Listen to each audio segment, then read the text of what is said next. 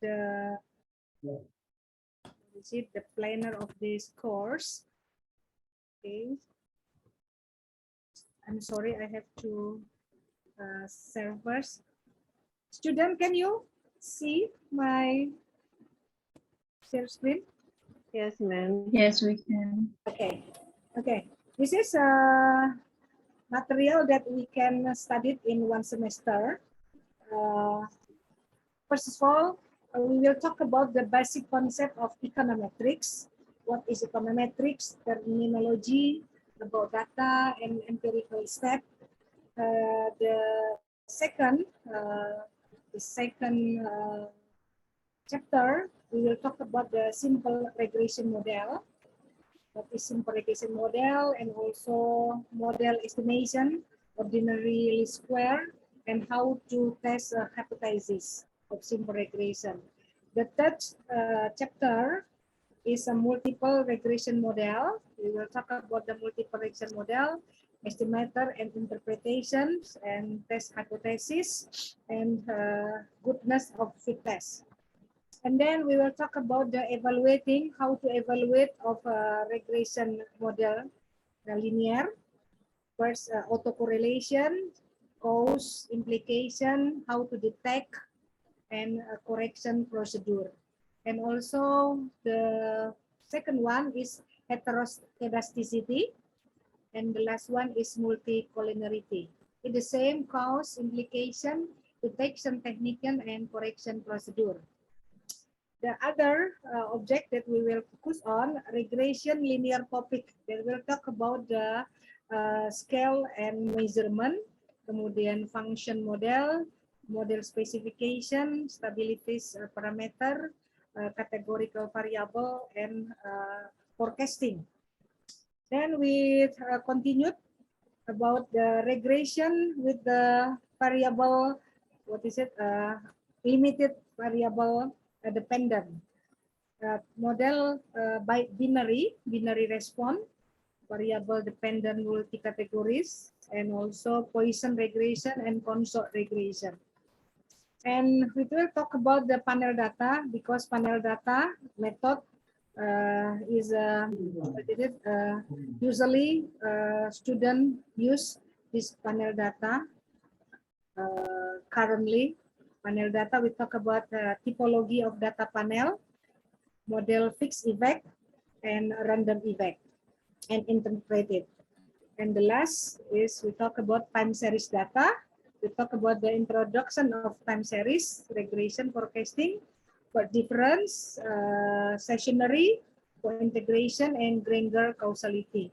If we have a time, we will talk about the dynamic regression model, autoregressive, ADL, kemudian estimate and evaluated VAR, vector autoregressive, representative estimate, Granger causality, impulse and response function variance, and variant decomposition. About the book reference, visually, about the Gujarati, Basic Econometric, Woodruff, it is about introduction of econometric, and Walpole, introduction of statistics, Johnson, applied multivariate, Bryan, and supported book, Hamilton, time series, Green, and Muhammad Febrianto for in Bahasa. I think this is Prof. Imbarine that I use, the course planner in the class, but it's up to you. After I teach in this class almost 3 years, I use these planner courses.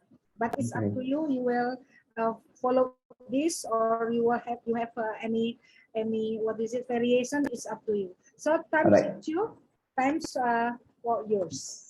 Okay, thank you very much. Is it a Dr. Marcelina? Yeah, Dr. Marcelina, thank you very much. And we are the one, but I think she's not here, right? Okay, thank you very much. Anyway, thank you for the the brief explanation on the course content. Okay, by the way, I think I know that this is actually the most challenge course. I think not only for Asian students, but I think most of the world actually will accept that this is going to be the hardest one and then how do we going to understand that this what is need further clarification from one thing to another thing. Okay, it's not just like a shortcut way, and they must be going through with the procedure, right? Okay, first of all, Assalamualaikum warahmatullahi wabarakatuh, and very good afternoon to evening to everyone. Yeah, we're not going to night again, but we're still in evening. So I'm sure that you are expecting something. What is actually I'm going to share? This is actually we call as a collaborative teaching, yeah, between me from Malaysia and also from Unila in Lampung. So FAB Unila. Yeah. So basically what I'm going to do is actually I'm trying to, because this is the first class, right? The first class for everybody. So actually I'm going to wrap up the whole things, okay? Means that to make you a good way on an overview what you understand about the process of the econometrics. But since you are already in part 3, but I'm sure that you already gauged the knowledge of the research methodology. This is already come to the process of when you want to analyze your data, right? Mama. So what do you call this? The basis of the econometrics is used here is actually purposely what is actually the objective you want to achieve. You have to look back what is the research objective and what is actually what you're trying to solve. That's why when we deal with the data, especially when we're talking about the secondary data, because most of the econometrics mostly dealing with the secondary data. Is it in the primary also dealing with econometrics? Yes, but it's not much as the secondary data. Yeah. So allow me to share my slide. Yeah.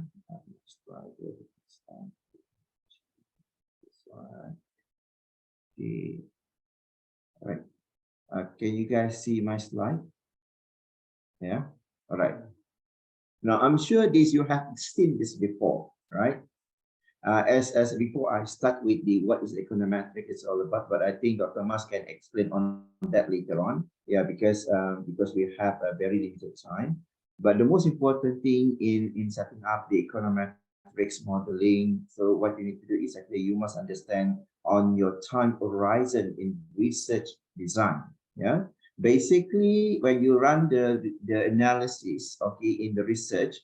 So it can be actually classified in terms of the cross-sectional analysis. Sorry for the typo over there, it's not design. It's a cross-sectional analysis, time series analysis, and longitudinal analysis. Excuse me, so, Professor, excuse me. Yep.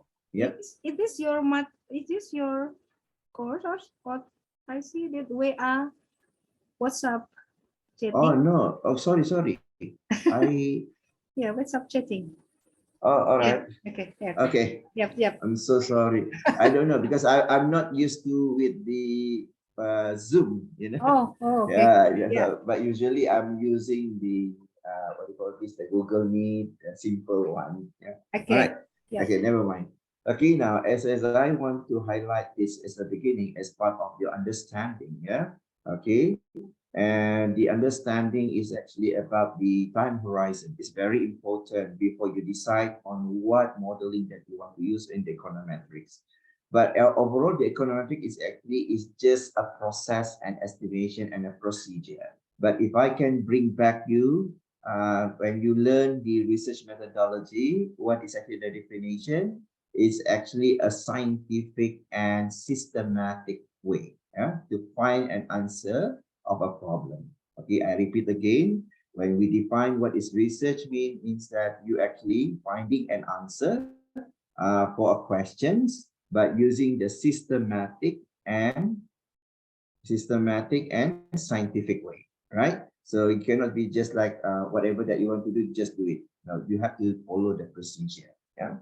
So as I highlighted earlier on, in the time horizon itself is actually comprised of these three: cross-sectional analysis, time series analysis, as well as the longitudinal analysis. Now, I will brief you short, what do you call this, in a short while about this, but it's very short one and simple one, because this is not our focus. Our focus is actually on the modeling itself, right?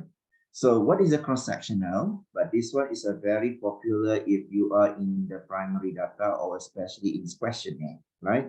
If you are conducting a research or survey, so the best approach is actually to test the data by using the cross-sectional. Now, if you ask me question, if the secondary data can be used as well in the cross-sectional, the answer is yes. Yeah. But the only thing is actually you only be controlled by your unit of analysis. When we're talking about the unit analysis, it can be considered as individual, it can be firm, it can be country, it can be regional, and so on. Yeah. So, but it represents at one point in time only. So, what is the cross-sectional mean? Means that when you design your research based on cross-sectional, means that it's referred to the method of collection where the information of given of sample population element it's only once, means that it's only one time. For example, if you want to collect a data on inflation, okay, for let's say for 100 countries all over the world, means that only at one time. Let's say if you selected only during the COVID 2020, so means that you only had one set of data inflation rate for 2020. Yeah, I hope that you make yourself clear.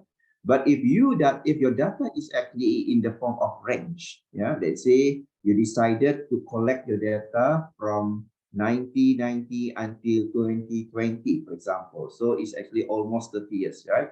When almost 30 years means that you have to average all the based on 30 years. So every country you divide by 30, so you can have an average data of 30 years. But normally it doesn't make any sense if you want to average 30 years because you can go for another alternative, what we call as a time series. Yeah. So the second options that you can conduct is actually the time series analysis. Okay, what is the time series analysis? Because the data is actually arranged based on your time period. Let's say if you want to collect the gross domestic product data across the, let's say in Asian countries like Malaysia, Indonesia, Thailand, Brunei, and also Philippines, for example, the Asian country, for example, then you want to collect the data from 1977 until 2010, right? Now, if you look at based on the total observation, so you're gonna have one country. You have to select. You have to sort the data based on one country. Let's say Malaysia, actually Indonesia from 1997 until 2010. Okay, on the GDP. So if you base on yearly basis, because the data can be breakdown into a basis, okay, whether the data can be in a yearly basis. If you conduct the analysis based on yearly basis, so it will be at 24 years. 24 years means that 24 data, right? But if you convert this in a monthly basis, so you're gonna have 288 data. And if you look at the 96 quarterly data, it's a comprise of 96 data. Yeah, from 2027 until 2010. This is just example. Okay. But of course, when we dealing with the cross-sectional or time series, right, we also have to look at not only one variable, but we also have to look back what is actually our framework or maybe our empirical model to lead us to collect what is the data that we have to collect, and after that we sort according to the arrangement of your conceptual framework. Yeah. So I believe that you understand what I'm saying, conceptual framework. And the last time horizon is actually the longitudinal analysis. So what is the longitudinal analysis? Is quite sometimes people said there is a combinations of between the cross-sectional and time series. But before you proceed to this part, you must understand why we have to go with this method, right?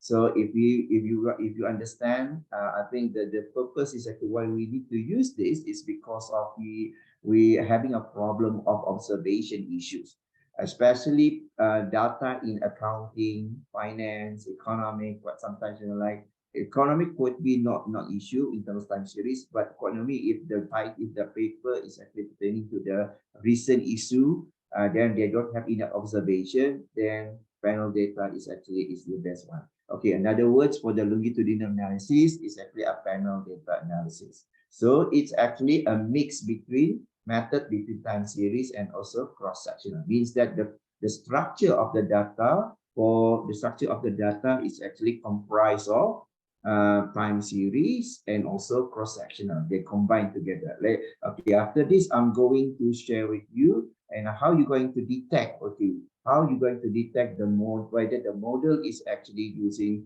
cross-sectional, time series, or longitudinal or panel data. Okay.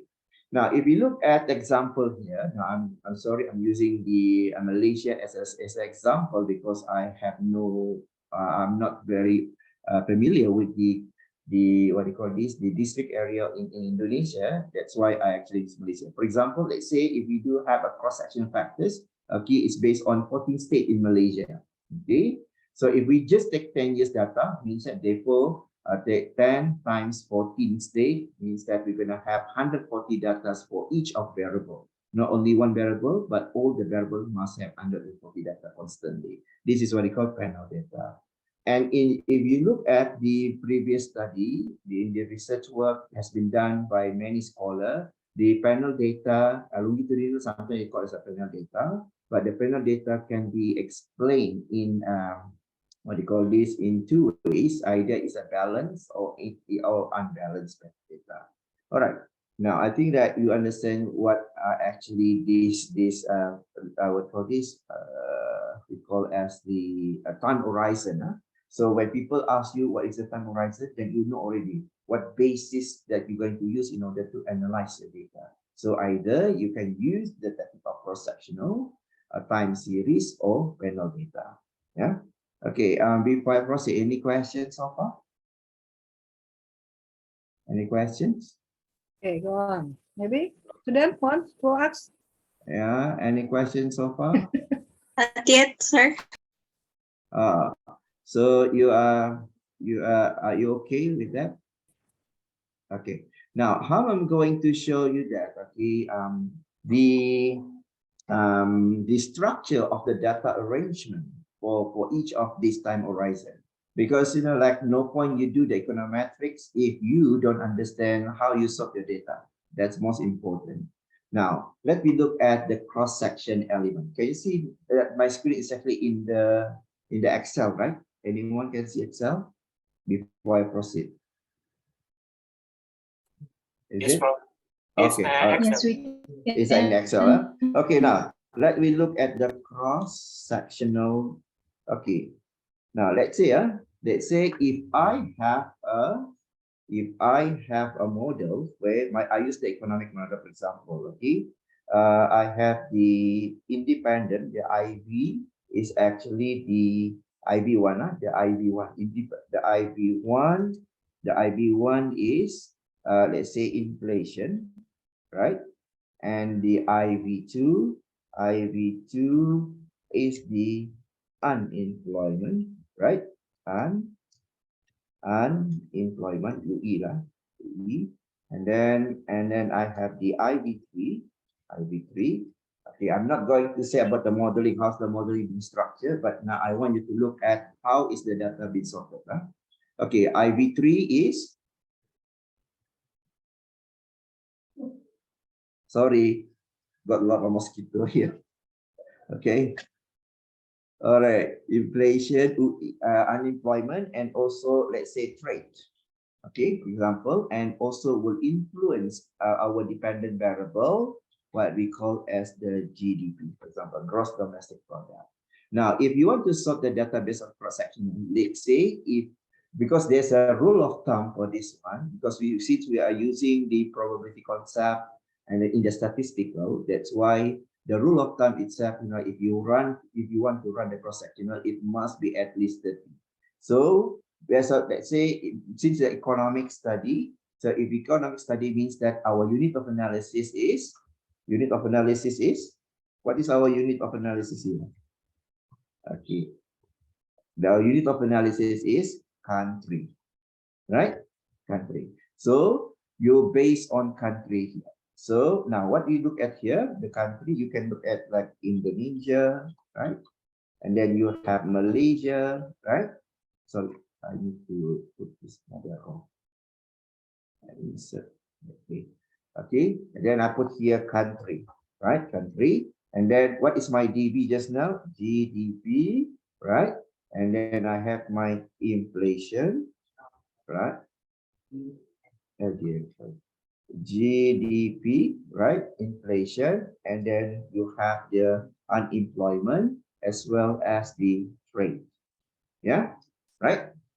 Okay. Now, what is actually, you can see here, the control here is actually is based on the A column here. The R column here is actually the country. So means that you're gonna have a country. If you look at my previous definition, if you are picking up, let's say 5 years data from 2016 until 2020, so means that it's a 5 years data. So means that you total all these 5 and then divide by 5, right?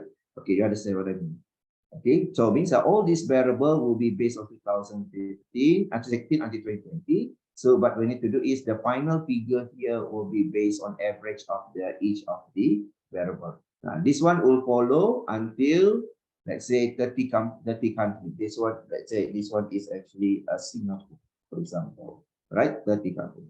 So means that at least if you want to do the cross-section analysis, at least make sure your data must be reached 30.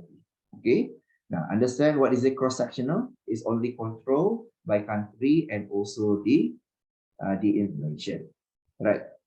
Now the second one is actually element is what we call as a time series analysis, right? The time series analysis.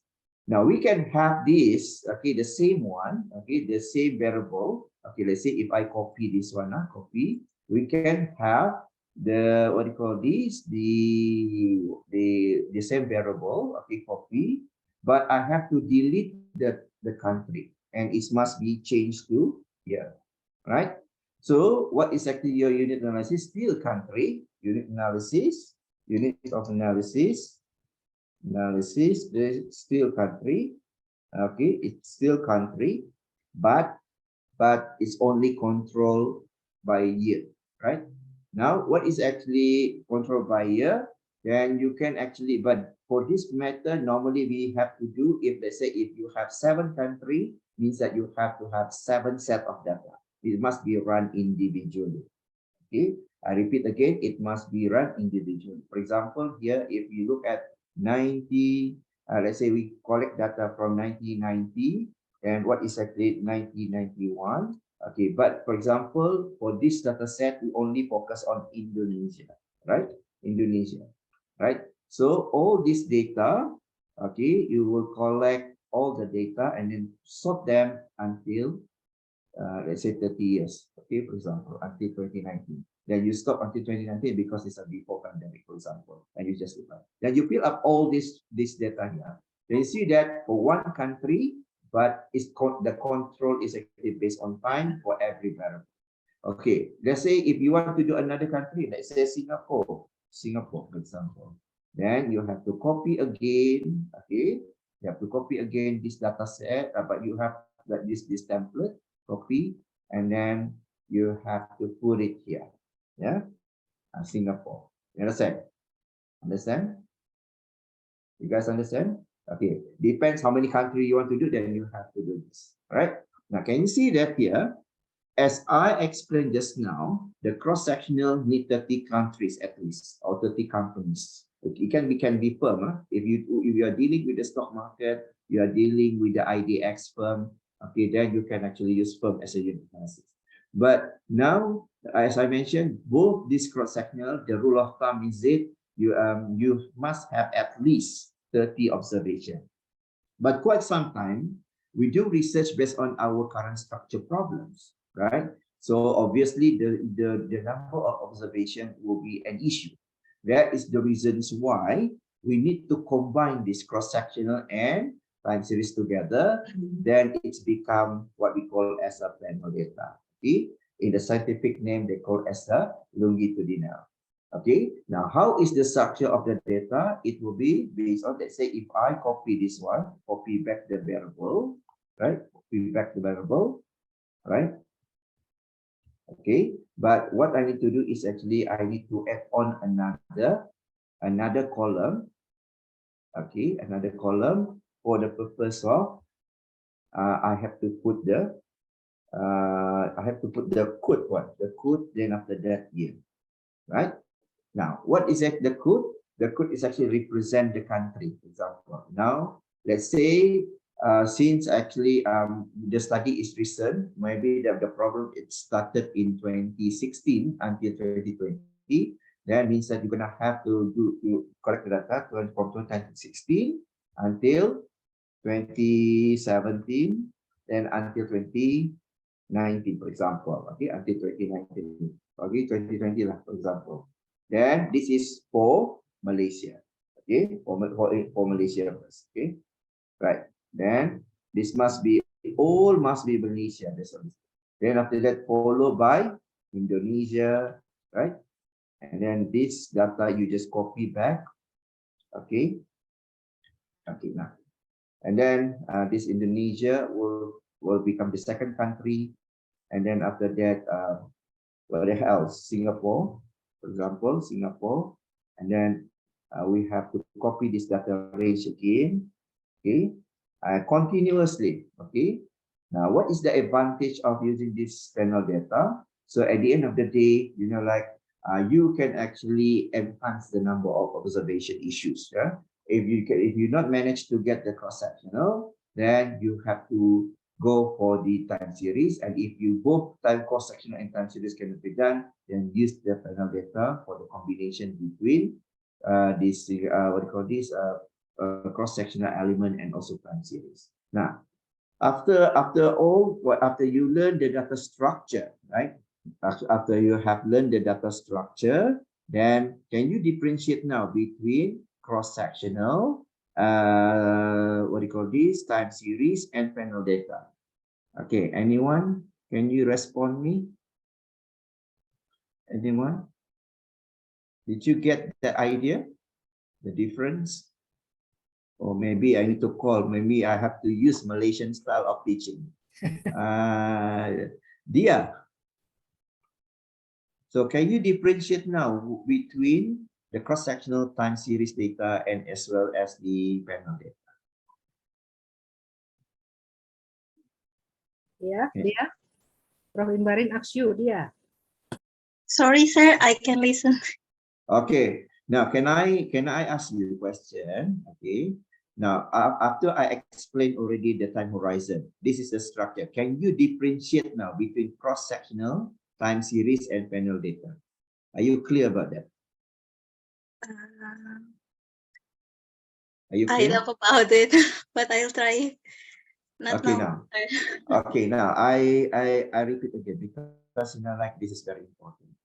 How are we going to differentiate the what do you call this, the functions of the time horizon between cross-sectional, time series, and also panel data?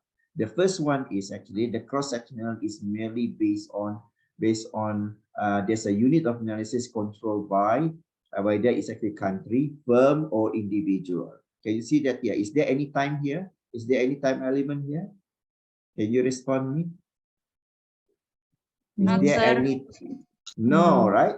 There's no time element, right? That's why it's cross-sectional. But if you have the time element, what you do with the time? Just now what I said just now. If you look at my lecture note, yeah, I mentioned, okay, if the cross-sectional, if they are cross-sectional, what you do? Data are reported based on the average of each single factor. Means that if you have 5 years data, right, to represent, where is it? Okay, now if you look at here, let's say you have GDP. GDP, okay, how many years? Let's say 90. Let's say this one is actually from 2016, okay, until 2020, for example. Yeah. Okay, now when you do this, okay, you have until 2020, then you have the GDP. The GDP here, okay, this is for Indonesia, GDP for Indonesia, for example, let's say 4.5, for example, for 5.5, for example, 6.5, and then 4.5, and then 2.5, for example, right? Now, this is 5 years data, right? But this is the present only GDP for Indonesia. So what you need to do, you have to average this, okay? Okay, average, okay, all this figure, and enter. Then you got 4.7. Then this value must be put here, 4.7. You understand? Okay, now that means that there's no time element control here. It's just like between country to country. This is what we call cross-sectional. Now, let's say if I'm not interested in study in country, I study in, let's say, what do you call the individual company. Okay, let's say we have a BNI company, for example, right? So what is actually the profit, for example, right? So then you have, if you collect data, the same profit here means that you have to put average if you use the spirit, right? But if not, if you only just pick one period, let's say 2020, because you want to know that this during the period of the period, just put 2.5 again. Understand? Huh? This is can be variable, a variable. You have to look at the variable from IB, from DB to from IB to DB. I think that you have learned this during the methodology. Otherwise, you will not go to the econometrics. Yeah, it must be that process. Okay, right? Now, can you see that this is a cross-sectional element? The second one, because when I look at your syllabus, when I got the document, and I said the first topic is actually understanding the data structure. That's why I started with the data structure. Yeah. So if you look at the time series, can you see that here, the same variable, but this is only for one country only, right? But what is the main control? The control is the years, right? It's based on time. So now, if I ask the question, can I change here instead of year? Can it be a monthly basis? Can it be quarterly basis? Can or not? If you look at what I'm saying here in time series, it can be in the form of years, it can be monthly, and so on. But you have to be careful when you evaluate whether you want to do on monthly or quarterly basis. Because why? The reason is because the what do you call this? Because this variable is actually only available in yearly basis. It's not available in monthly basis. That's why it must be in yearly basis. This is what we call, you need to understand the characteristic of the data. Okay, understand the characteristics of the data. Some data cannot be presented in monthly basis. Some data can be presented only in yearly basis, like this one, because it's only appear annually, right? That's why you have to look at the character of the data, if available or not. But what is the most important thing that I want to highlight here, the time series analysis is actually this constructed based on 1990 until 2030, 2019. Here inside is a 30, is almost 30 years data. 30 years data. So you have to pick up all the data for Indonesia. Okay, what's the GDP from 1990 until the end? But I don't know whether you know where to get the data. Whether you know where to get the data. Have you come across with this way how to get the data? Okay, let's say doing research is quite very fast. That's why if I go for Indonesia, let's say I think I close this one. Okay, what you can see now from my screen, is it still the Excel? Still Okay. Excel. Okay. Now let me change this one. I want to get the okay. Okay, now I want you to look at this one, yeah. Yeah, internet. Okay, now it's internet. You can actually look at the World Bank data. World Bank data. Because you know, like in order to do this econometric class, you must have the data first. Right? Let's say if we go to the World Bank data, right? And then we go to country settle. Okay, we go to country settle. Okay, go to country, then we click Indonesia, right? Where's Indonesia, right? Now, then can you see that here? There's a download your Excel, download Excel, right? Download the Excel. Okay, can you see my Excel now or still the website? Still the website. Still the website. Yes. Okay. Can you see the Excel now? Not yet. Not yet. Then Not yet. Yeah, then I think I need to click again. That's at the disadvantage of using Zoom.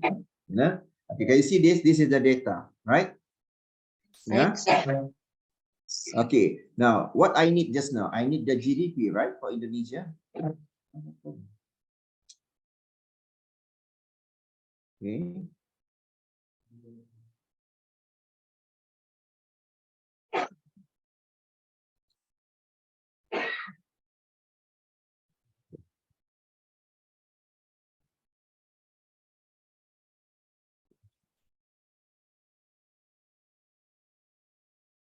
Okay. Right. What we need to do is actually, okay,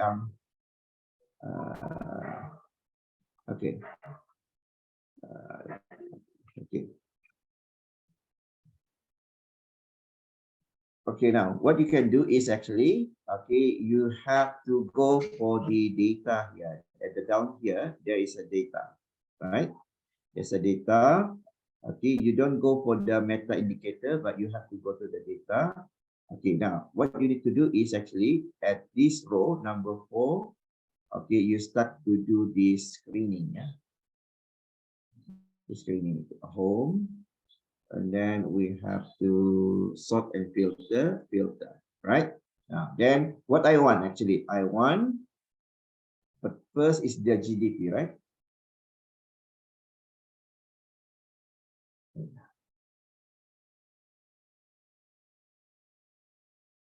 GDP.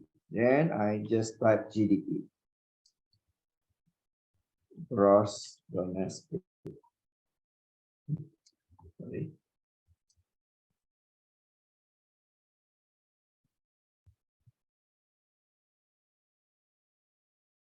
Gross domestic product. Okay, then we look at based on domestic income. Okay, anything you can just unclick this one. Then we click that gross domestic product. Then click OK. You see that they will give you the data on here. Right, start from 90. But what year we want just now? 90, 90, 90, 90, right? 1990. 1990. Yes, thank you very much. 1990 until 2019. Am I right? Okay. Control C. Then we copy and then we oh sorry. Okay, I left the 2020. Okay. This is how you get the data, and then just put the data inside. Okay. Okay. Until 2020, yeah. Okay. Copy. Then after that, we go to our where's our data just now. Okay. Then I put the GDP spatial, and then I put the transpose. Okay. Now let me look at the data that I copied just now. You see that I already put the data here, right? I already put the data here.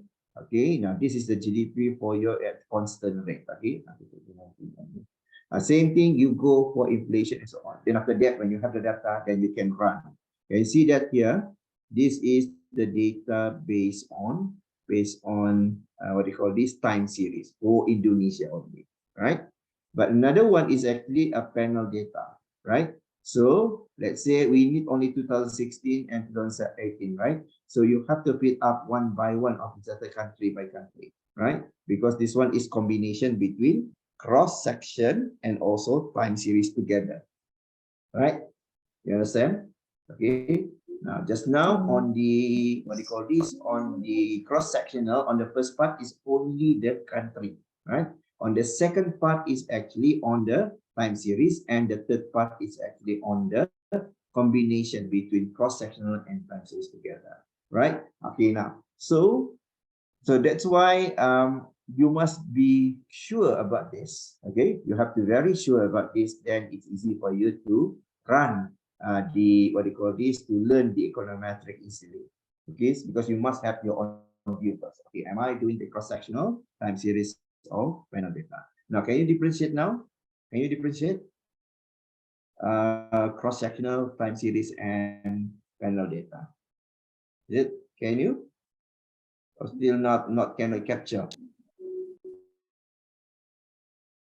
Maybe Fisha, Shafira. Yes. Yes. Okay, can you differentiate between cross-sectional, time series, and also panel data? Okay. As I see, it's about from the first. Can I see the first one? It's panel data. It's combination between Yeah. time series and the data panel. Okay. I think like you guys not clear. Okay, I think you are not clear about this. Okay, most of you not clear about this. Now I repeat again. Okay, repeat again one more time. Cross-sectional. What is a cross-sectional? Is actually the control is only based on the unit of analysis by individual, country, or firm. Now we use country now, right? So you have to have only country here. So do you have any time element in the data? Do you have time element time in cross-sectional? No. Adakah elemen time series itu di dalam cross-sectional? Adakah tidak? Adakah faktor massa terdapat di dalam cross-sectional? Tidak ada, betul? Maksudnya cross-sectional itu adalah bersifat, okay, analisisnya adalah country. Boleh faham? Boleh faham? Okay. Tengok yang kedua. You have to look from the second one, the time series. Okay, the time series is arrange the data from based on yearly based on time series data. Is there element time here? Yes. Yes. Only for one country, right? Yes. Only for one Yes, country. just one country. Okay, now that is time series, right? Now, if you look at the cross-sectional, is there element time? No. No. That's why no time for cross-sectional element, but there is a time for the time series analysis. Understand, right? Now, how this the third what you call time horizon created? Okay, the third one is created based on number one. Number one is because of some of the issue actually will recently exist. For example, COVID period. Okay, that maybe it's only 2020 until 2022, 3 years, right? Right. Now, if you just analyze 3 years, is it can or not? Can you analyze with 3 years data? Very short, right? Very short. Because I said just now, the minimum is about 30, right? The rule of thumb is 30. Understand or not? Understand? Okay, that's why the only way to solve this issue of the what do you call this, the observation, so that's why we have to combine. Okay, the country for Malaysia here, Indonesia and Singapore is what element? Is under what element? It's a cross-section, right? Cross-sectional. Because Malaysia, Indonesia, Singapore, cross-sectional, right? But combination with time series. Time Right? series. Okay, Right. so now what we can conclude, yeah, what we can conclude here means that this data on cross-sectional is actually a combination. For panel data is actually a combination between cross-section and time series. Okay, got it? You got it? Got it. Yes, Okay. Mister. I think. Yes. Okay. Now that's why this one you guys need to do a lot of exercise. Then you started to recognize, okay, how is the structure. Now obviously your lecturers will ask you to find a paper, a journal paper that you start to read, right? And how you are going to identify the journal actually using whether cross-sectional time series or panel data. Because in the paper, they will not show you the data, right? then what is actually the element, then you have to understand the equation, right? In the paper, obviously, either they give you the framework or they give you the empirical equation. Now, that's why communication must be happen through the equation to understand what is the nature of the study, whether it's actually based on cross-sectional, time series, or panel data. Okay, now let me actually what do you call this? Open. Okay, let me show you how you're going to identify when you see there is a whether the paper actually using cross-sectional, time series, or panel data. Okay, now let me do on the equation. Okay, equation, right? Now, how many variable we have just now? We have dependent variable is the GDP, right? Am I right? And we have the IV1. What's the IV1? Inflation. Am I right? IV2. IV2. Unemployment. And IV3. Trade. Trade. Okay, good. Very good. Okay. Now, basically, in a paper, if they give you, but you see my Microsoft Words now, right? Yes. Excel? Yes. Excel or Microsoft Word? Excel. Excel. Okay, Still now I need to Excel. change this again. Okay, now. Okay, can you see that I put here we need to understand the equation. Then we have to recall back what is our variable, right? This is dependent variable GDP. Independent variable 1 is actually inflation, and independent variable 2 is unemployment, and independent variable 3 is the trade, right? I put that TRA. Now, how are you going to recognize if there is a what you call a cross-sectional? Okay, normally the cross-sectional, there is a control of the unit of analysis based on firm, individual, or country, right? Or regional and so on. So now how are we going to write this? Normally, before we write the equation, some paper before we go for the equation, I forgot this. Okay, some paper they will put the framework in the paper. Then it's easy for you lah, right? If they put a paper, okay, control C.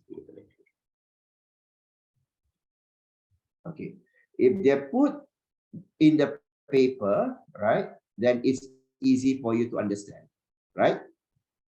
Okay, if they put in the paper like this, okay, this is my framework, right? Okay, okay, right? Okay. Number 2. This is our framework, right? The IV lead to the DB. Okay, what is our IV here? IV here is INF, inflation, and we have UE, unemployment, and also the trade. Right? Right? And this one is GDP. Am I right? Right. Is it correct? Yes, Is it sir. correct? Yes. Okay. That's all right. Okay. Okay, now, if the paper give you the framework, it's easy to understand. But if they don't, then they only provide you equation, then you have to detect, okay, from the equation, right? So how the communication is always happen. So we can say that the model for cross-sectional is always GDPI, right?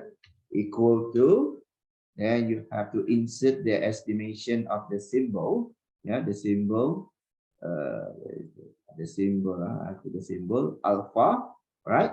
Alpha is the constant value, right? I don't have to teach the economic students. You're supposed to know what is the constant, what is actually the constant value.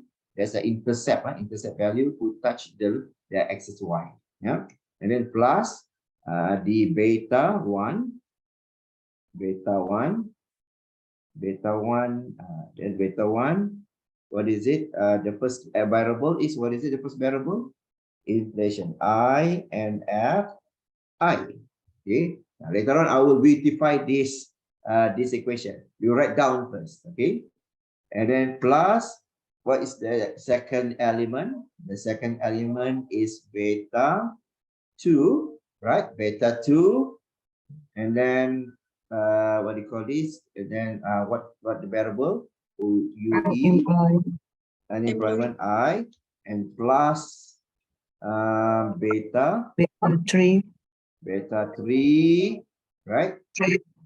And trade, right? TRAI, right? Now, and then the last one is error I. Okay. Now, okay, let me make it bigger, then you guys can see clearly. Okay. Okay. Now, can you see? Now, how to beautify this? Normally, the I is actually must be subscript. Control D, subscript, and enter. And number 1 also must be subscript. Subscript. Now, if you can using the equation, it's much faster. But this one is much faster for me. When teaching, I use this one straight away. Okay, Control D, and then subscript. Okay, this is I1. Okay, and then number 2. Subscript and the I D subscript. Okay, and then number 3 subscript, and then number I the subscript, right? And the last one I, right? Control D subscript, right? Okay. Now, if you want to make it italic, just make it italic. Normally, equation is italic. Okay.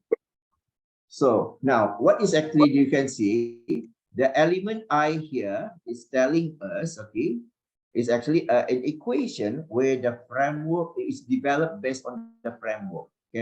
Do I have all these elements in my equation? Right. So this is what we call a linear regression or multiple linear regression because it's more than one variable. Okay, but later on you're going to learn this: what is linear, what is multiple linear regression. Okay, right. Now, what is actually the communication here? The element I is there. Okay, I means that this I represent a country, right? I represent a country.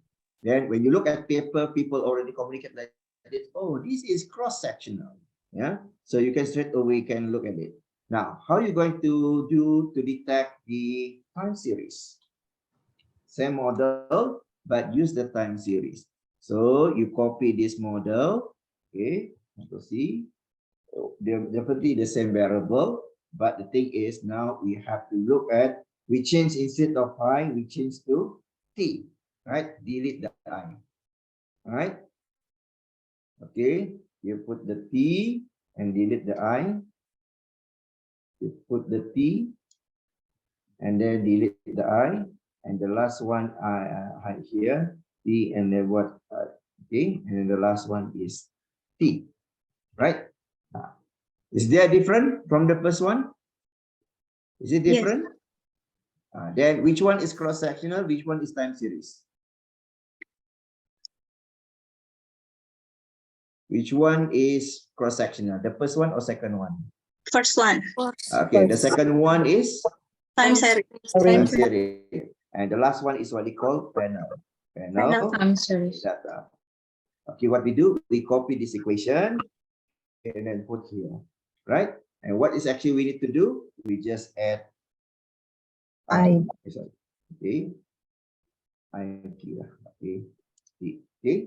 And then this one also we put T, and then T, and this one is sorry, IT, and then we put, and this one is we put IT, and the last one is we put IT and delete the. Sorry. Okay, now can you see the difference? You see the difference? Yes, sir. So Yes. this one is the cross-sectional based on I, and then the second model is based on time series, and the third model based on panel data. Now, so if you look at the equation, is derived based on this one. Based on IT means that is a panel.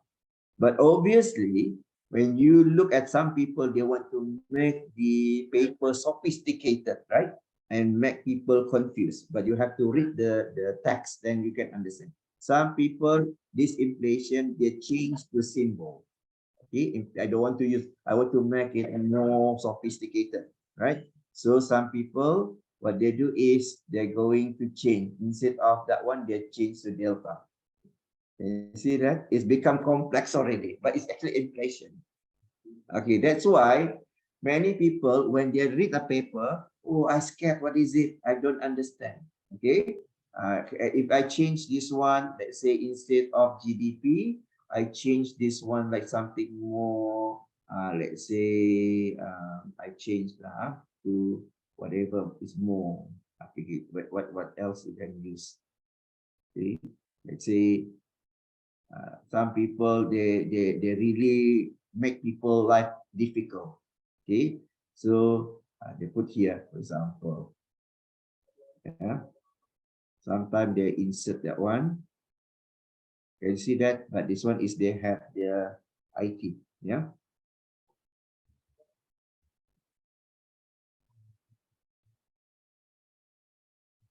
Okay. Oh, sorry. There's a sorry. This is just I only. Okay. Now see, it's getting more complex, right? That's why, but what is the reason is they encourage you to read the whole journal. Okay. This author encourage you to read the whole journal. That's why you must understand what is this symbol is represent. Okay. But actually you can put in this way only. Okay. Put in like this one is just now. What is it? INF, right? To make people life easier. Okay.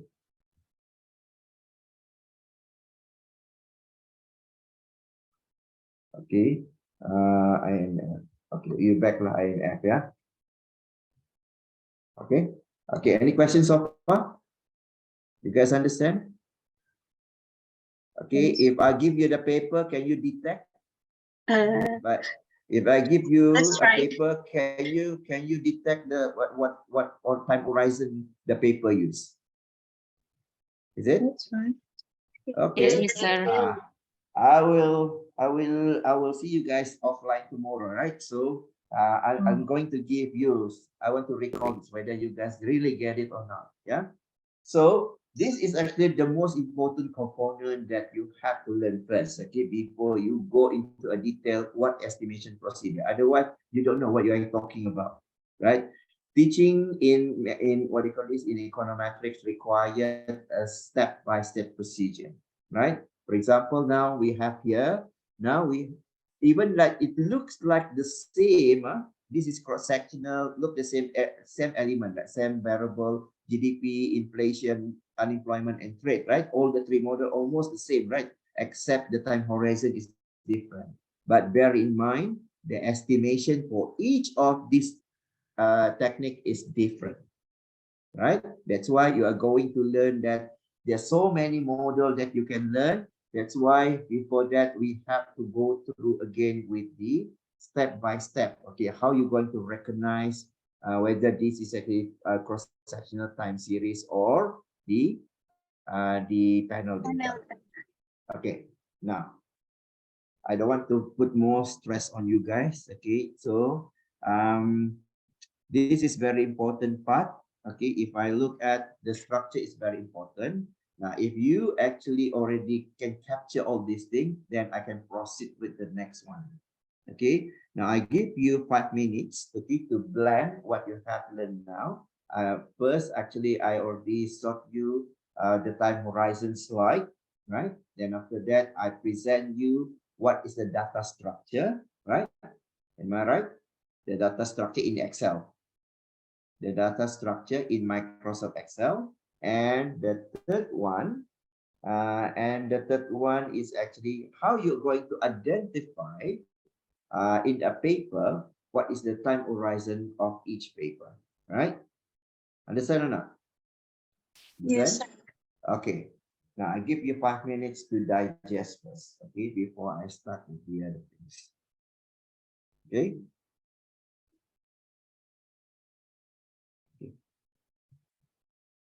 5 minutes, 5 minutes.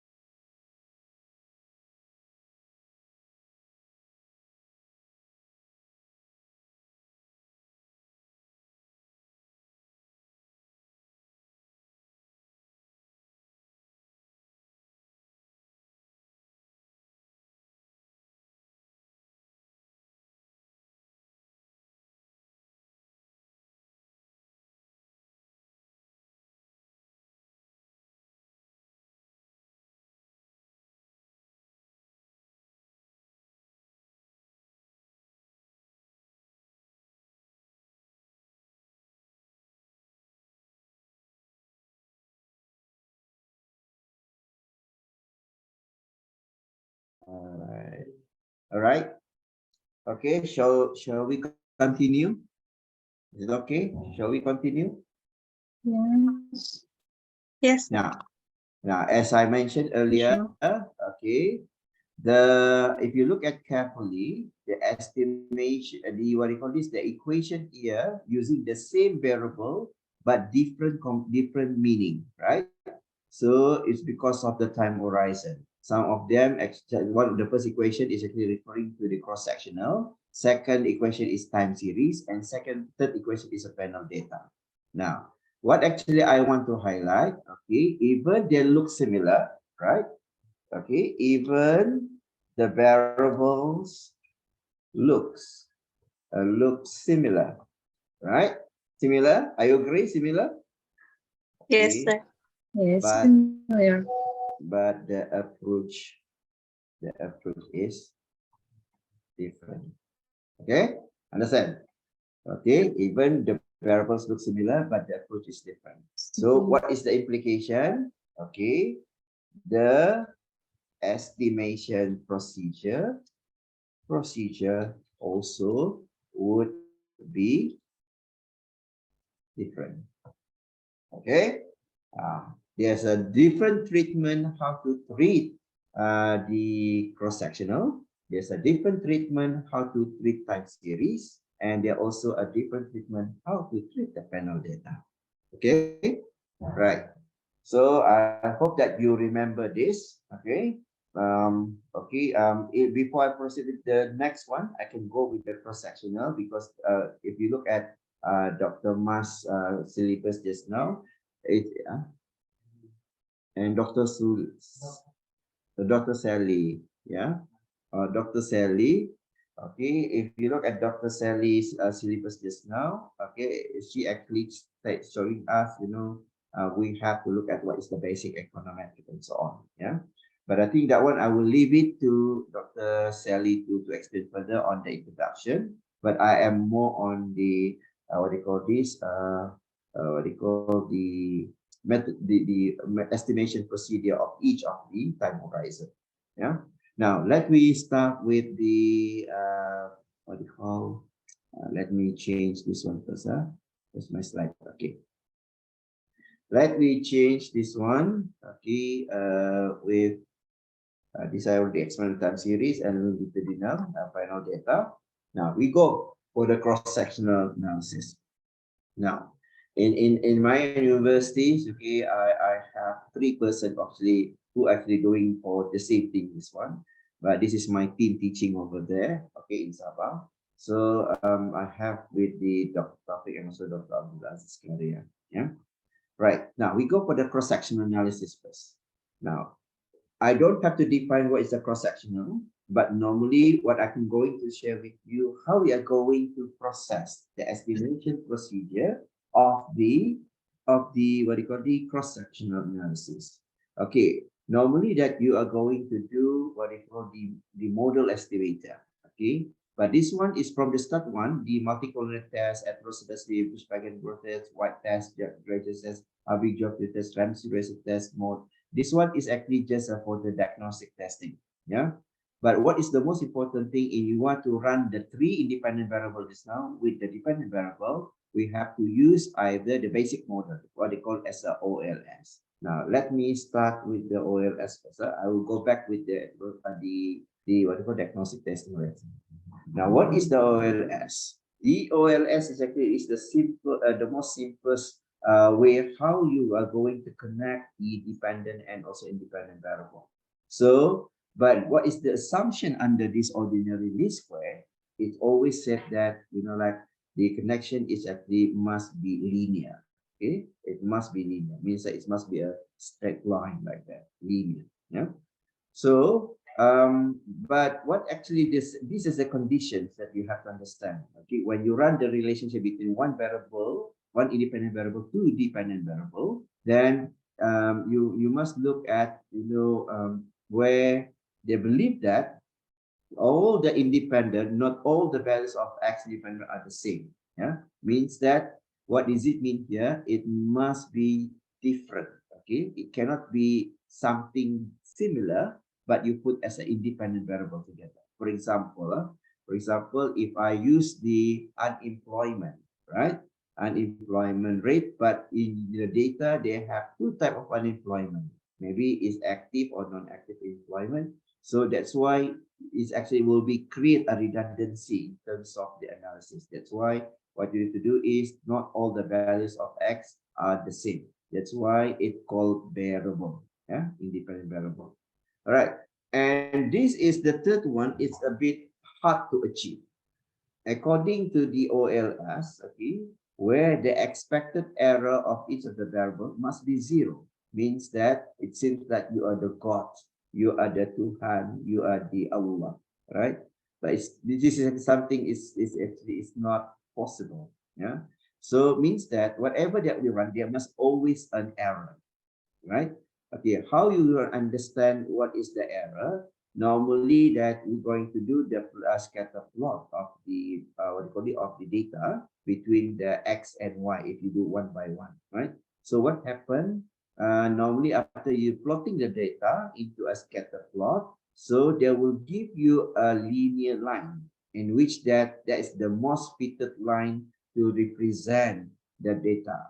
And then if the dot is actually away from the fitted line, means that will be the errors. Okay, the far away from the fitted line, the higher the error. That's why it's very hard to get to fulfill the assumptions of the ordinary least square, where the expected error must be equal to 0. Okay, now for example, okay, we use the three independent variables just now, right? We use what? We use inflation, unemployment, as well as the threat to explain the gross domestic product, right? But do you believe that only these three actually will explain the GDP, or do you believe that there's other things is still not being included in the model? Let me ask you a question. Okay, just now we based on three model, right? Just now we are based on three model. This one, right? Three variable, and one dependent, right? Now, do you believe that only these three variables will explain the GDP, or you believe that there's other variable will explain the GDP?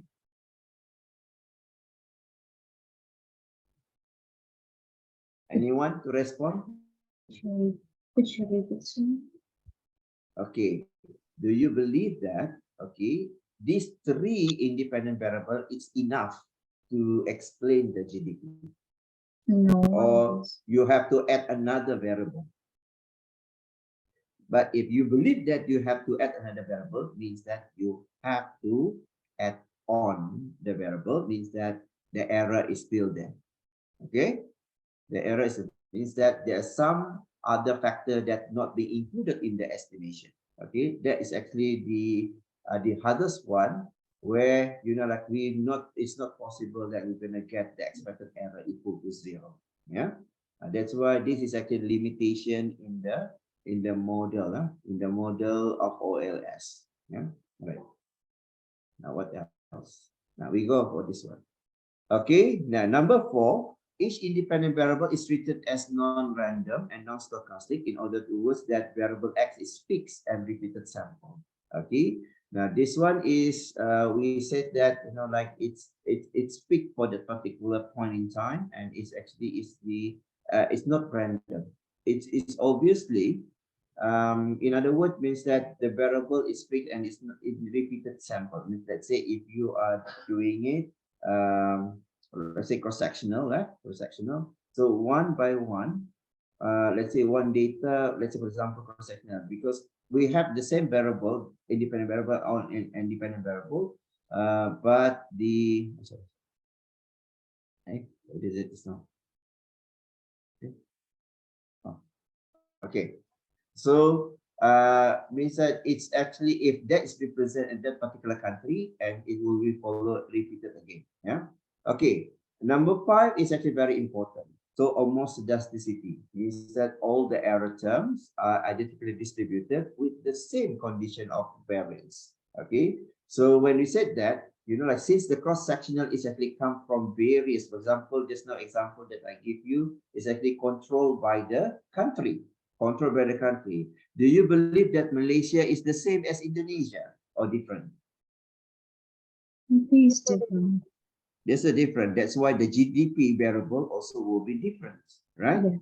Yeah. Inflation also different, unemployment also different, inflation different, rate also different. That's why this is also some of the issue that when we run the least square, we have to fulfill this requirement. But if not, means that we already have an issue of heteroscedasticity.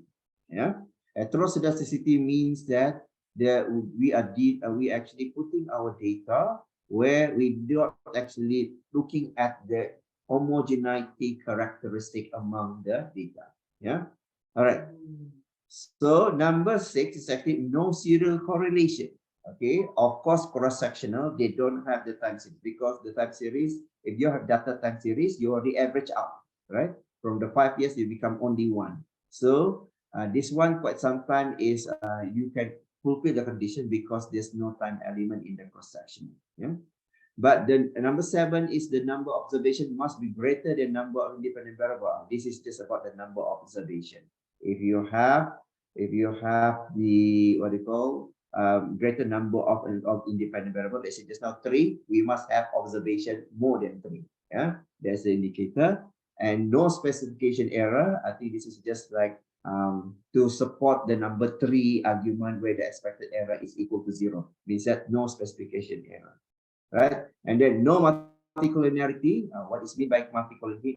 You started with the dealing with the jargon words. Yeah. Okay. In this econometrics, what we always take care is actually the 3 elements. Okay, what they call as the multicollinearity, zero correlation, and also heteroscedasticity.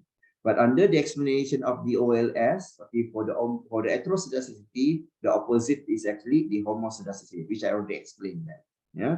And then for the multicollinearity means that if you have to look at where all the independent variable is totally independent, means that they're not connected with the other independent variable. Now, what does it mean by no multicollinearity? I think let me go back to the Microsoft Words just now. Okay, you can see that here. What does it mean, no multicollinearity? Means that inflation would not have correlated with unemployment, unemployment not correlated with the trade. Means that it's considered no multicollinearity. Understand? Understand? Okay, that's very important. Okay, thank you very much. Thank you for the verification. Okay. All right. So cross-sectional is actually a very simple way to conduct. Okay, it's not that use a lot of effort to understand, but it's very hard to achieve because the OLS issues. Yeah. That's why many people actually they will go from using another estimator, not only depend on OLS. Yeah. So I'm giving you I call this, maybe this is a bit advanced, but it's just like for you to recognize, because I believe that one day when you read the journal, then you will see this kind of term later. Yeah. But it's okay. Now let me back to the slide. Let's the slide. Sorry. Right. Okay, the last one is for given X and error is normally distributed. This is the most difficult part. That's why when you want to conduct the OLS estimator, this is the name of the OLS, it's called as estimator. We use a tool of OLS to estimate the relationship. Okay, it's not what you call this a method, it's actually an estimator. Okay, estimator that we use to test the OLS. Yeah, I'm sure that this is actually many people don't understand, many people, but this one is once you already go a certain level, after a couple of weeks, then you started to understand, oh, the ordinary square is actually only an estimator. It's not a method, it's an estimator to how you're going to test the relationship. Use the OLS. Okay, but what is actually the most crucial part under the OLS or the relativity square assumption is that you need to make sure that to ensure that your data is normally distributed. Okay, now I guess like you must understand what does it mean by normally distributed, where you know like your data is actually tabulated, okay, with the bell-shaped distribution. What does it mean by bell-shaped distribution? Means that you have the mean, the mode, the median could be at the center of the distribution. Yeah, but which is actually quite sometimes it's very hard to get it. Yeah, and that is the reasons why when people not manage to get the OLS, then they started to use another estimator. Okay, but from the syllabus that I see from the Dr. Sudi just now, right? It's actually you just understand what is the OLS, but actually you can go other than OLS as estimator. For example, the GLS and WLS. What's the GLS? GLS means that it's extension from the OLS to the GLS. What's the GLS? It's a generalized least square. Remember just now, the assumption of the OLS is we need to have the expected error is equal to 0.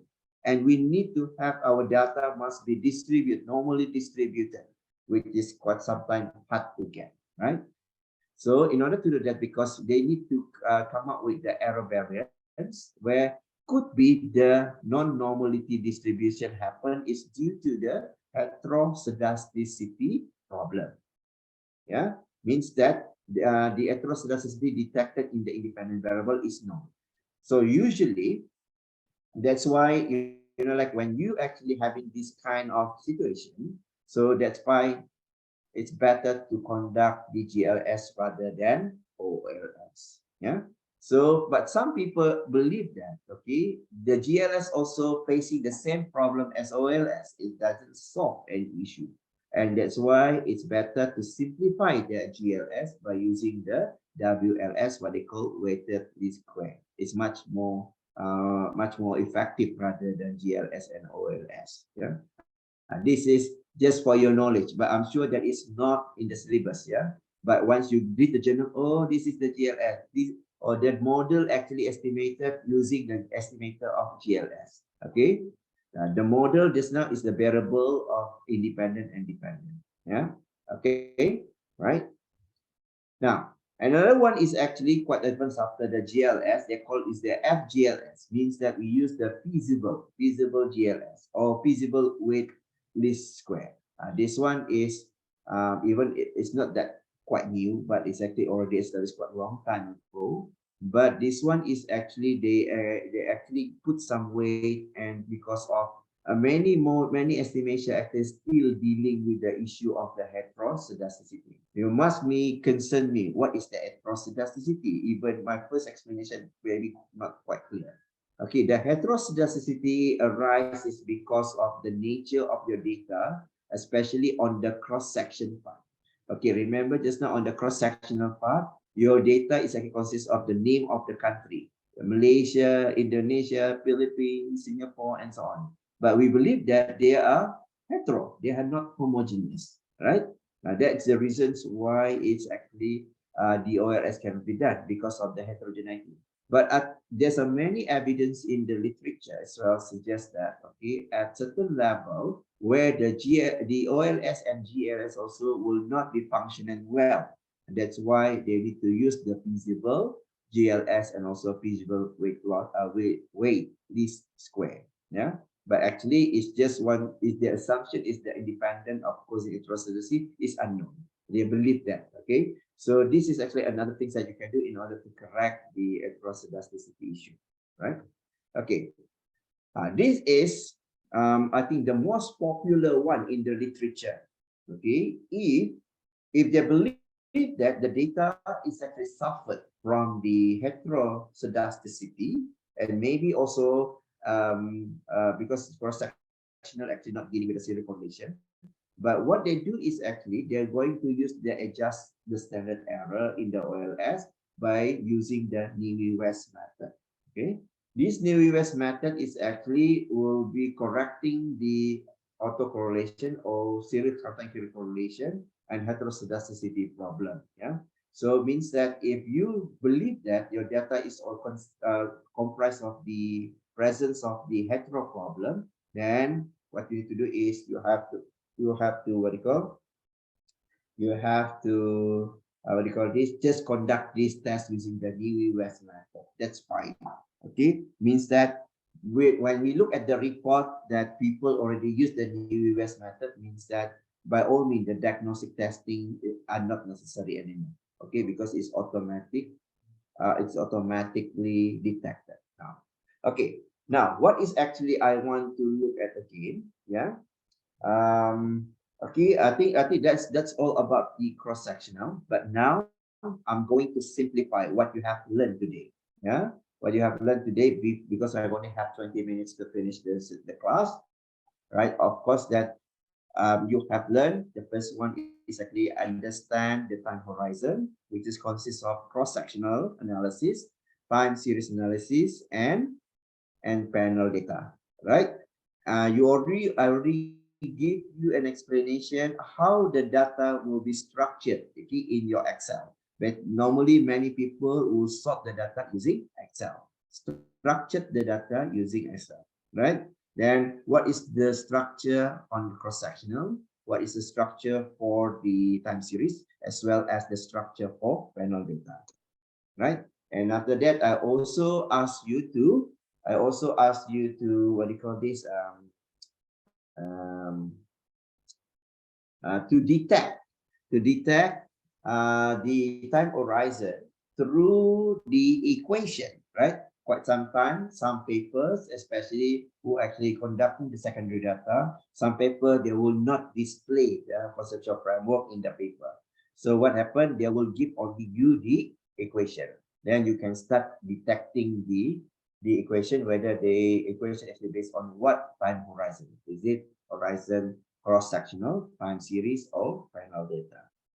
Then after you understand all this data character, then we start to learn what they call the cross-sectional. Okay. Of course, like what I'm giving is actually is just like a notes, right? It's just like normally the cross-sectional is actually can be testing using the OLS estimator. But this OLS estimator is quite strict. Okay, they're quite strict and many things that cannot be achieved, especially the two element, what they call the heteroscedasticity, where we cannot achieve the homogeneity, and the other one is actually where the the normality assumption sometimes cannot be met. That because of the not normality, it leads to the heteroscedasticity. Yeah. From there, what happened? Then we need to look at another alternative of the estimator, whether we base on the GLS or the WLS. Okay, wet square.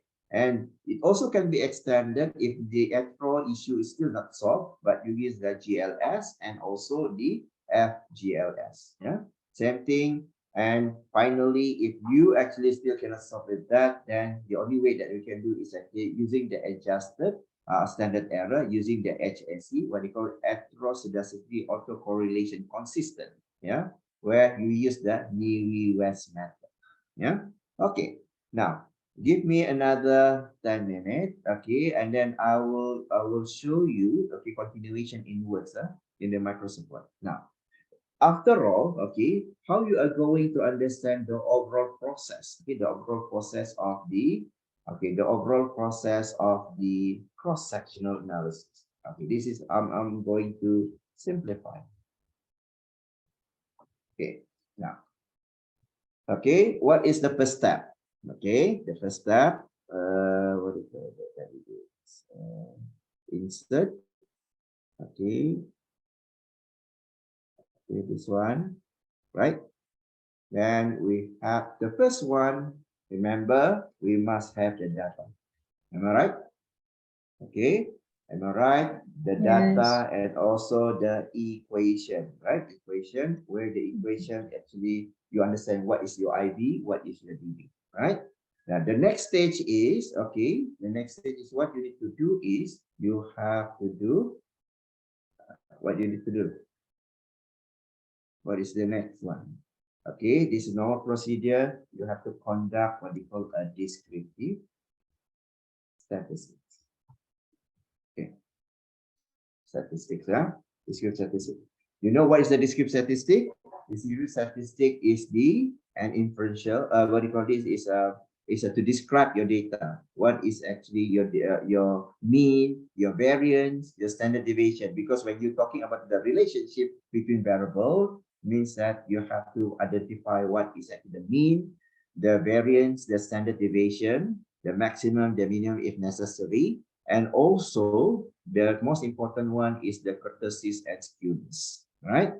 Now, what happened after that? Okay, if you actually look at this one, definitely we are talking about the, we are talking about the,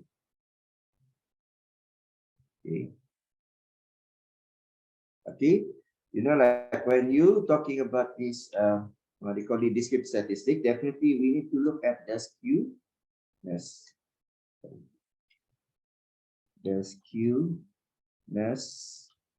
and kurtosis.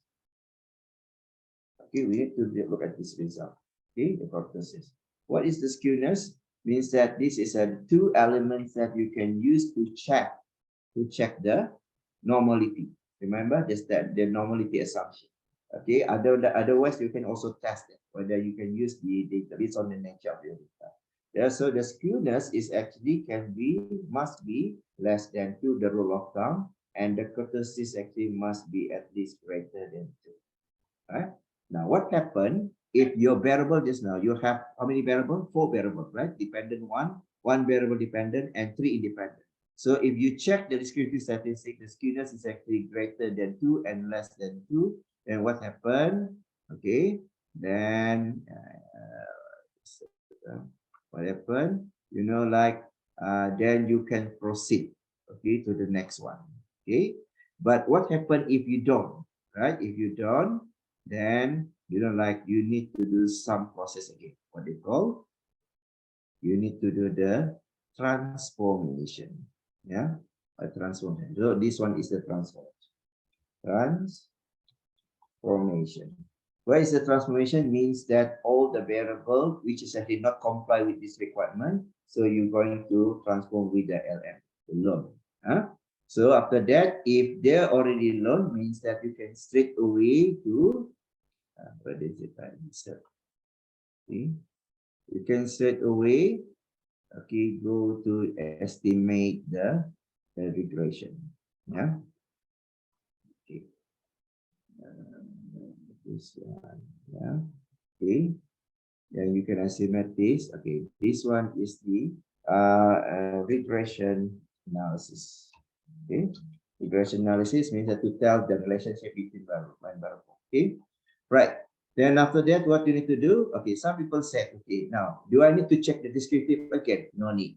Okay, if you not comply, if you comply with this requirement, then you go straight. Okay, but if you not comply, means that you have to go for transformation. Once you transform the data, then you go to the regression analysis. Okay, now I'm going to do the hands-on tomorrow when you do the what we call this when we meet again. Yeah? So now the regression analysis here is actually what we done the relationship, and what we need to do is we need to have what they call, we need to conduct what's next. Okay, we need to conduct the what do you call this? A diagnostic testing. Okay, diagnostic testing. Okay, in this course, because this is cross-sectional only, right? Cross-sectional analysis. So we need to test the heteroscedasticity, right? Heteroscedasticity, and also the last one, the second one is actually multicollinearity. Okay? Using the VIF test. Okay, using the VIF test. Okay, apart from that, because this is no time element, that's why we're not going to use the DC correlation test. Okay, however, we have to add on another test. Okay, what we call to check whether, okay, what we call is Ramsey reset test. Okay, what is the purpose of Ramsey reset test? Is actually to show whether there's a linearity assumption is met. Okay, means that what does it mean here? Linearity here, what does it mean? Okay, I think maybe why we need to conduct this Ramsey reset test is actually to test the linearity. Remember, when we want to test this model, that we must ensure that one of the requirement under the OLS, they said it must be linear, right? Remember, okay, if you remember what I'm saying just now in the slide, okay, when I mentioned this, okay, in the slide,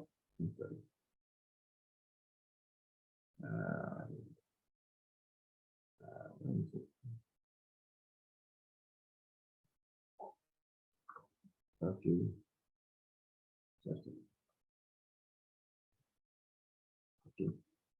Okay.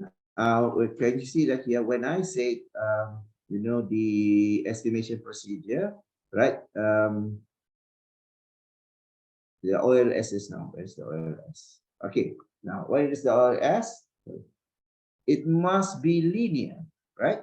Remember the first requirement under the regression analysis for OLS estimator, they say it must be linear. That's why we need to check whether it's actually linear or not linear. How to check that?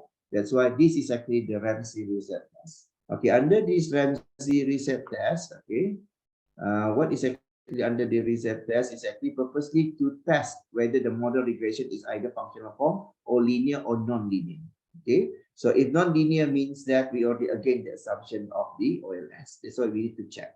Okay, the reset test means that regression, specification, error test, and reset detect specific error inclusion. And normally we test the hypothesis. Okay, the hypothesis of the functional form is linear, where model has no omitted variable, and the H1 is actually the functional form is non-linear. So means that when you test the Ramsey reset test, so it must be the p-value must be less than 0.05, indicating that the estimation is linear. So what I'm saying here, right?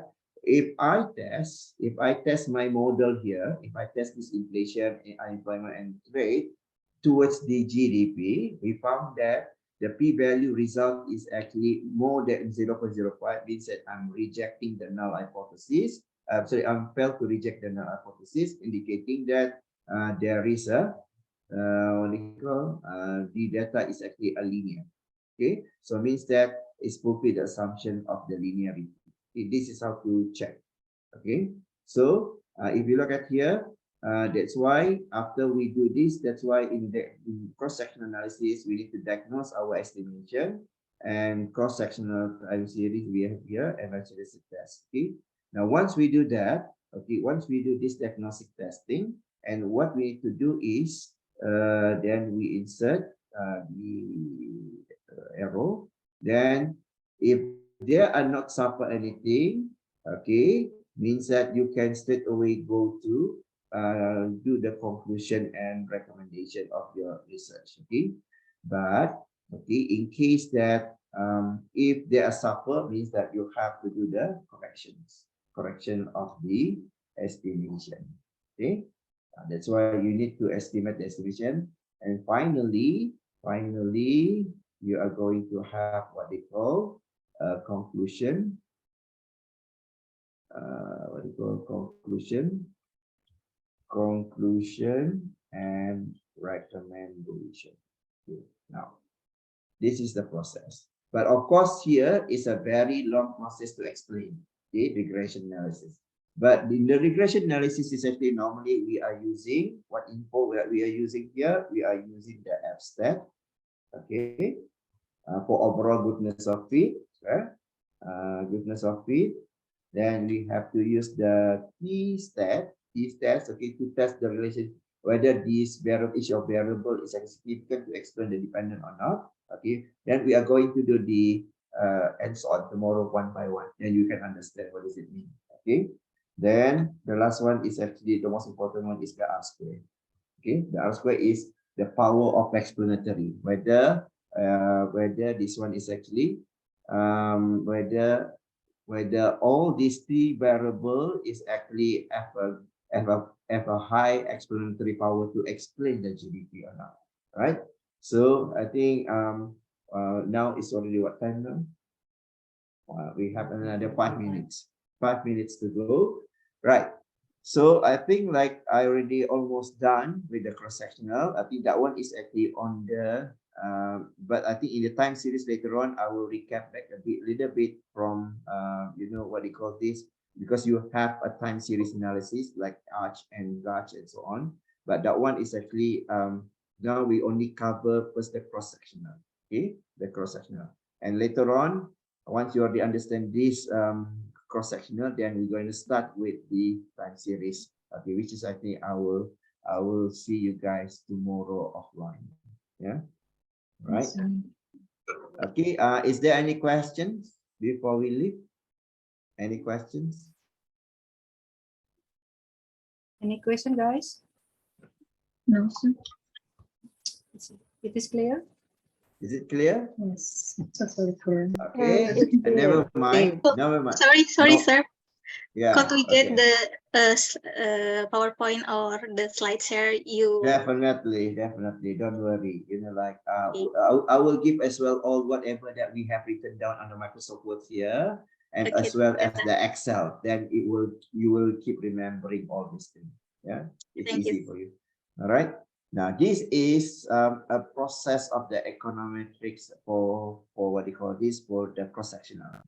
But Dr. Suli, I think Dr. Suli, probably like I will leave you with the brief introductions on the econometrics, because I think this is actually much important than econometrics. I think it can come when you go with all the students. Yeah. I think it is the point. But The important point in the econometric. yeah, but this one, I think definitely they have to do an exercise like hands-on. Yeah, then they can get used with the technique and so on. But the most important thing is actually when we want to come up with the analysis, so we have to understand the procedure first, right? Then the testing come later. How you going to understand it come later. Yeah, but that's why the most important thing, the first one is actually you must have the data and you must have the equation. Once you have the equation, then you can run the whole thing easily. Yeah, right. Okay. From time to time, I will try to align with the syllabus. Yeah. But this is actually I already wrap up on the cross-sectional part. Yeah. But I think when come to the time series, it's going to be a big one, the most biggest area in the research. Yeah, because there's so many model. Yeah. Because they started from the very light and easy until a very sophisticated one, which is I think some of the element is not in the syllabus, like the artificial intelligence, the what you call the fuzzy logic, and also the ARPL and so on. Okay, it's okay, never mind, because this one is actually is a fundamental. So I believe that like this is the basic things. And from understanding one by one of the elements, it will help you to come up with a very quick findings in one day when you conduct a research based on cross-sectional. Yeah. So cross-sectional is a bit easy to conduct as compared to the other two. Okay, because the procedure is different. Yeah. So I think I pass back to Dr. Suli. Sorry. Okay. Sally, sorry. I'm so sorry, like I have a bad. Okay. I'm so sorry about it. Okay. Okay. Thank you very much from Prof. Imbarine for your explanations. Very clear, even though we have the limited time. So it's clear about the cross section, structure the data, and also cross section. Maybe for tomorrow, that Prof. Imbarine said, we will learn about time series, right? Yes. Time series, yeah. If I have a time, and I will proceed to the panel data. Oh yeah, you have a time series and panel data. So guys, please prepare for tomorrow. So please read the book of econometric. So difficult to and then definitely I will bring some paper, okay, for you to detect, okay, whether you understand what is the time horizon. Otherwise, like we have learned nothing, okay? Because like even like you remember all these things, but actually you put in the wrong place, it will be no point. Yeah. Okay. So guys, please do read first the time series and also final data. Maybe I hope there is a time tomorrow. We are offline, yeah. We will offline. So go to the G building tomorrow at 18:30 until 20:30. Okay, offline, yeah, not online. Maybe you can keep in touch with Prof. Imbarine after the class. Okay, Prof, thank you very much for your time. Thank you too. You must be tired. I'm looking forward to see you guys. I'm very excited. Okay, thank you very much.